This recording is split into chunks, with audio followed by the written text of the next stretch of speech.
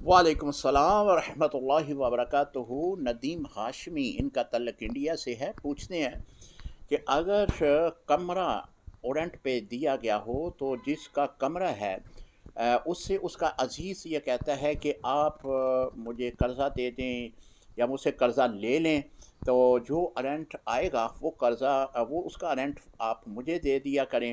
तो इस तरह आपका कर्ज़ा भी अदा हो जाएगा, आपके पैसे यकमुश्त आपको मिल जाएँगे, आप उससे फ़ायदा हासिल कर सकेंगे। तो आपने पूछा क्या इसमें सूद तो नहीं है? जी मोहतरम, सूद तो इसमें नहीं है। मिसाल के तौर पर अगर 1 लाख रुपया वो उधार लेते हैं और 1 लाख रुपया भी उस उधार को जो कमरा है उसके रेंट में किस्तों की सूरत में देते हैं, तो 1 लाख ही वापस करते हैं, तो फिर तो सूद नहीं है। अगर 1 लाख के ऊपर 10,500 भी अज़ाफ़ी देंगे तो वो सूद होगा। लेकिन जो सूरत आप